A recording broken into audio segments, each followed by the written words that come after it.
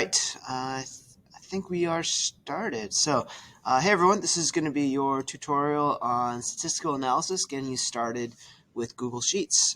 So here I am in kind of the Google Sheet template that we're providing for you. What you're going to want to do is input some of your data. You should have a class set of data that's on the main Schoology page. Once you're there, you're going to gather all your data, and as you can see, it's kind of like battleship style where you have your letters over the top and then you match numbers, and when you click, you can start typing in numbers. Personally, I like to just go ahead and hide these just to clean up the view. Okay, next up, we'll kind of cover some of our statistical analysis. So the way this works is once you click on a cell, I like to hit equals. You can see as it's typing here, it shows up there, but it's also in the formula bar. And then you type in your function. So in this case, I want to use the sum function, and we need the range of that sum. So I'm going to highlight over that range, hit enter, and notice it'll give me the sum of all of those. In this case, we do not actually want to autofill because we want different things for different parts. So next up, the mean means we really want the average. Right? So I can go ahead and do the same thing. Find the average. I would do the same for the median, right? The function for median, and notice as I start typing, it will probably actually suggest, and again, click and highlight over the data I want the median for. Okay.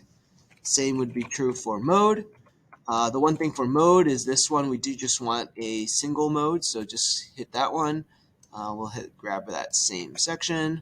Minimum is equals min, and I will just get the minimum for this section, which I can see is the lowest number. Max obviously is the highest number, and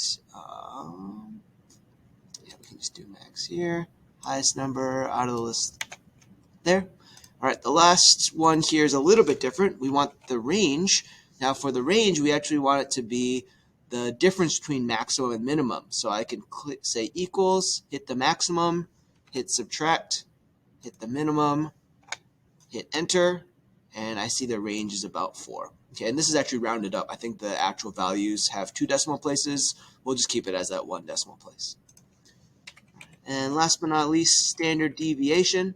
The one we want to use is actually standard deviation of the entire population. So hit that one, highlight over that area, and the standard deviation would be about 1 going in either direction, a little over 1. Okay, so that's the statistical analysis portion. Okay, we're looking at part 2 of the statistical analysis. The other part I wanted to show you guys. So let's say we had the oval measurements as well. So again, hopefully you'll have this entire chart filled out based on your class data set. You should be able to copy that over. And then once you have your data, we want everyone to start doing some analysis here. Okay, so let's say I have the oval one down next. So in my statistical analysis, right now this is for the rectangle area. Let's say next up I wanted to find the oval area, right? So the area or all the statistics for the oval. Now, instead of re-putting in all those functions again, what I could do, and I'm going to go ahead and kind of start tidying up the view. What I could do is I can simply click on this bar, and you notice this little rectangle dot in the corner. If I click and drag that over, it'll go ahead and start doing the exact same function. Right? So if I click here now, it's doing that same sum function as shown here, but now it's for column C. So that's all my oval information. And the great part with this is I can actually do that for all of them. I can highlight all of these, click that little bar, move it over, and it's going to run all of that analysis for me, right? And if I click on it, I can double check. See here, it says I'm finding the average now of column C. The median, I'm finding the median of column C, excuse me, and so on and so forth. So I can get a lot of really important data collected just by doing one set of functions and then clicking and dragging it over for however many that I have.